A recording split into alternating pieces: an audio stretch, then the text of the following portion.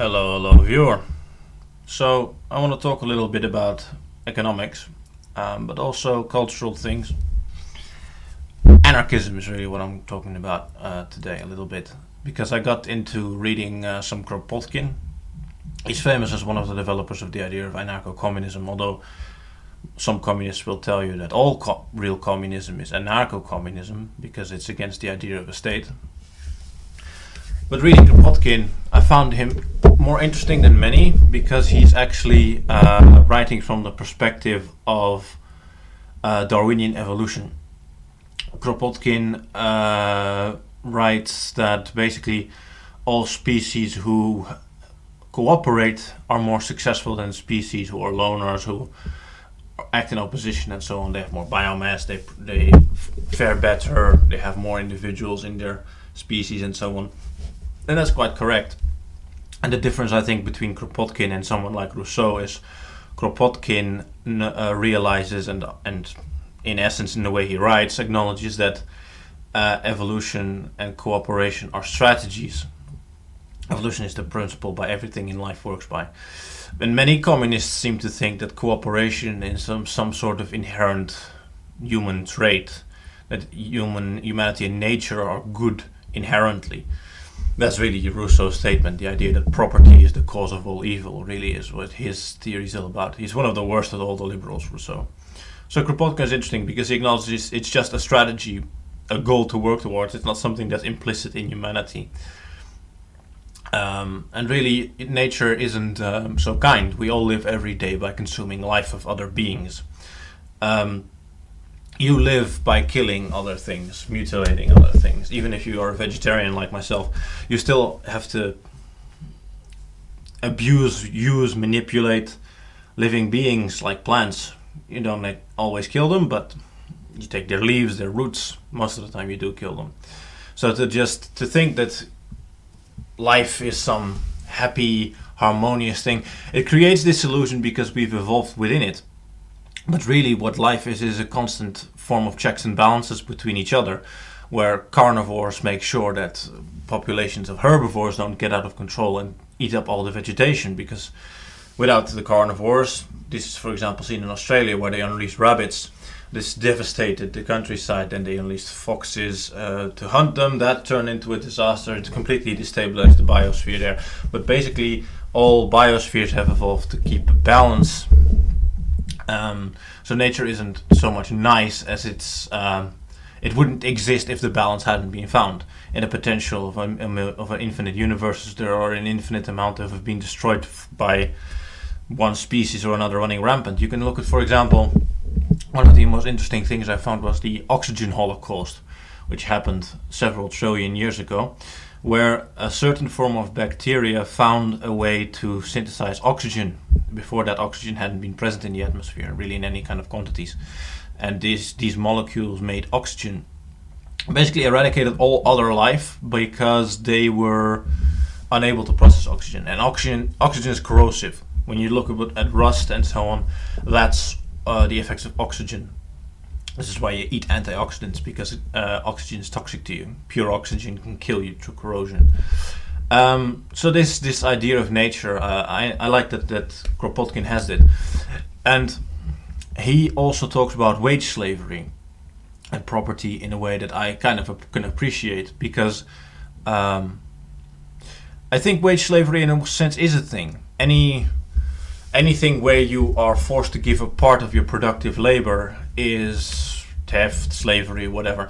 This is where anarchists all tend to agree, where the ANCAPs will say that taxation is theft, and communists will say employment for wages is slavery.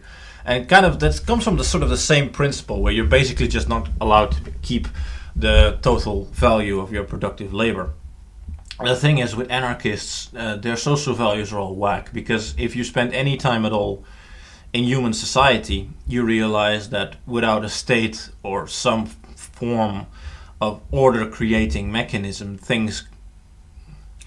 humans are not very cooperative. You need things like church, rule of law, something like a police, because otherwise the strong will simply abuse the weak. That's one thing, and justice wouldn't exist. And a very funny example of this is now in these riots in America. There's this group of anarchists, leftist anarchists, who set up a sort of commune, a free state, like they always tend to do. In the 20s, they set up the Freistaat Bayern. You know how that ended. But they set up a free state in the center of Seattle. And within moments, a warlord took over, food shortages, and they started extorting the local businesses for protection money, food, and so on. Kind of how it always goes with revolution. It's a chaotic mess when it started. And who's the victim? It's never the capitalists, because they can simply flee to another country. They have the means and are ready to do so at any moment. So who gets punished? And you've got to be very aware of this. It's the perceived ideological enemies, and in this case that's pretty much all white people. It's the kulaks, so anyone who's got any sort of money, self-employment, reliance, any sort of reserves. You're the victim. You're the one who's going to be executed, put in a gulag for being a counter-revolutionary. And you're seeing that even on this tiny scale where they've got 6 city blocks, the victims are already immediately businessmen, people who don't agree with the ideas of the revolution, and so on. And you know what? I'll make a prediction here. None of these people is going to be punished. No one who's involved with this is going to be punished. Maybe if people are killed, some people will get convicted for murder. But I don't think anyone will be punished for insurrection. No one will be put up on real serious charges, because the government's simply on their side. And that's kind of worrying, in my opinion, because no matter how small this is, it kind of is a sign of the times. It's kind of a sign of where things are moving, with the leftists basically being so brazen that they're prepared to just risk launching a revolution, even if it's completely incompetent at this stage and probably won't amount to anything. If it isn't punished, if it isn't nipped in the bud, this will simply be learning experience for the next time. And that's probably what it's going to be. I don't think it will be stopped in any serious way. I don't think it will be discouraged in any serious way in the culture. So you better make some preparations if you're part of the enemy class, if you're a kulak, if you're an ideological opponent, if you're a counter-revolutionary. You better make some damn preparations. You better start getting somewhat organized. Better make some, travel plans, if nothing else, because you'll be one of the victims. Anyway, getting back to actual economics and so on. I tend to agree with the moral principle of anarchists, whether communist or capitalist, that you should be able to keep your productive labor, but to keep any sort of organized society, you can be an anarchist if you're insulated on a farm somewhere with just your family.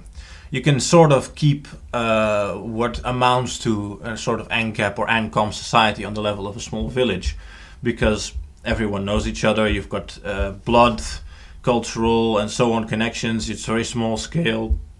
Then at that level, it's possible. It happens in the United States with Hutterites and Amish and so on, sort of living this lifestyle where they barely have any taxation need for money or anything. It's all done communally, all done through consensus.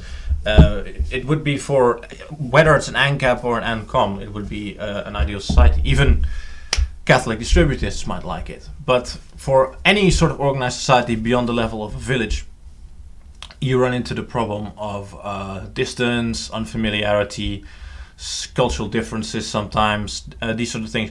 And then you need to start building institutions. Also, to get anything done above the level of a village, bigger projects require more people, more materials, more resources, more funds. So then you need a state. And the ideal state, in my opinion, is of course a state that is basically just the administrative organization of a tribe. A big tribe, that is, but where it's based on the customary laws and the people of the land, which is sort of what the Treaty of Westphalia really established in principle. But we've of course gotten, that's not anymore what a state is today. The state is a sort of parasitic organism atop the people, and it's watering down the people. It's no longer a representative of the people. But you still do need some form of state if you want anything more organized than a village. So you get taxes, so you get wage slavery. Wage slavery and taxes are both the product of complexity, basically. If you want anything more complex, you have to pool wealth.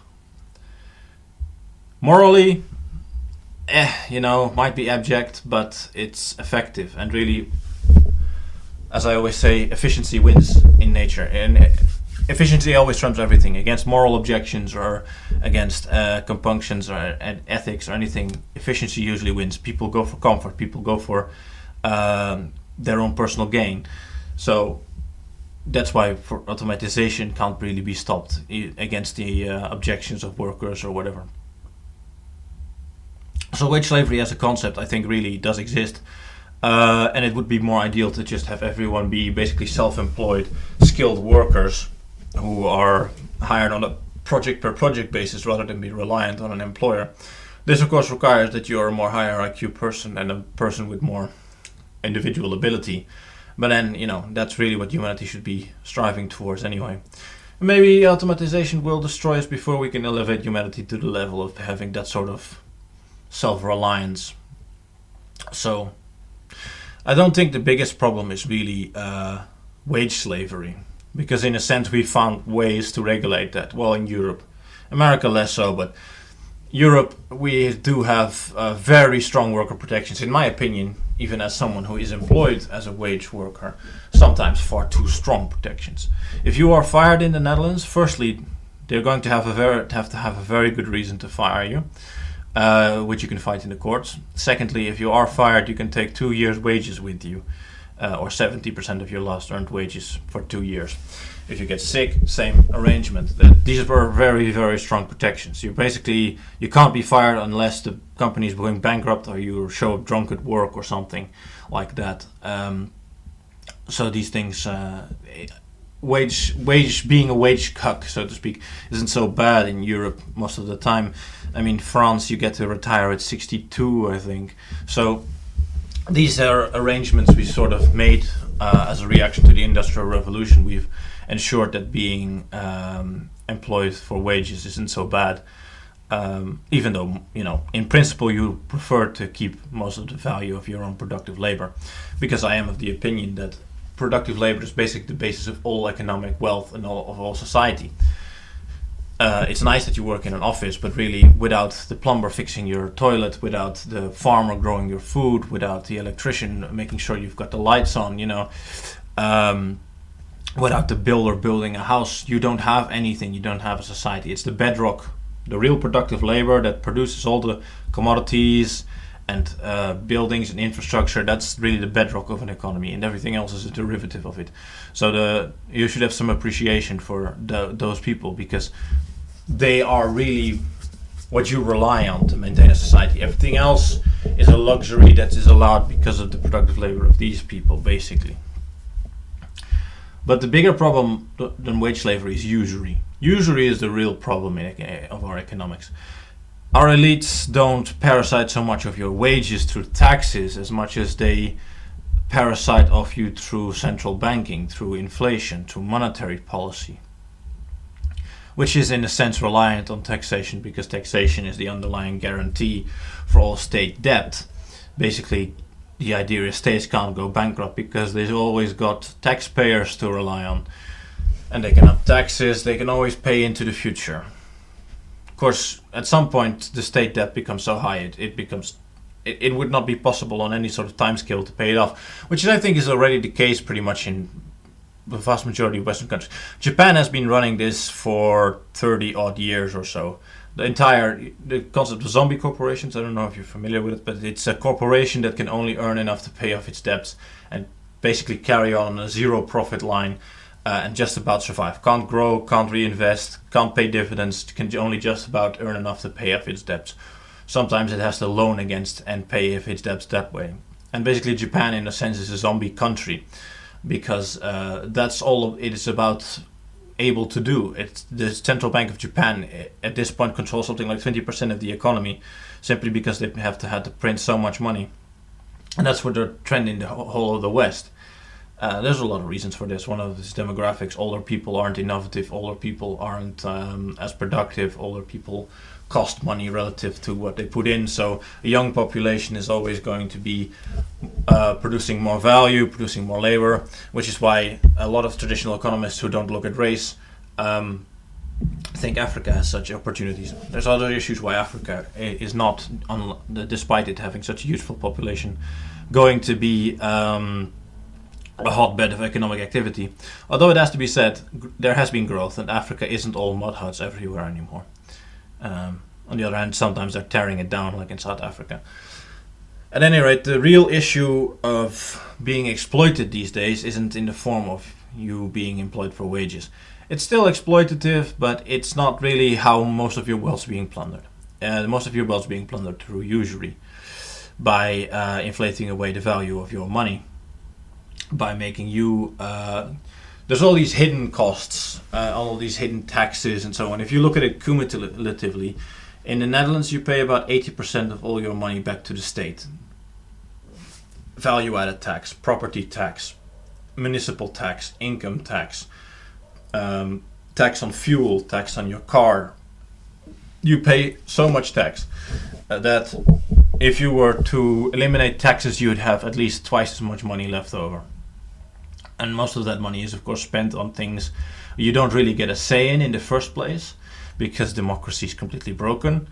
And secondly, it goes to projects that really don't develop humanity in any kind of way.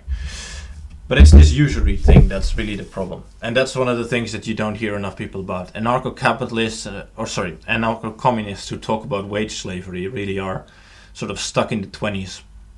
It might be somewhat relevant to talk about it in the United States, where employment conditions are a lot worse. But here in Europe, what you really want to talk about is usury. What you really want to talk about is central banking. What you really want to talk about is how overtaxation of the middle class is used to fund all sorts of...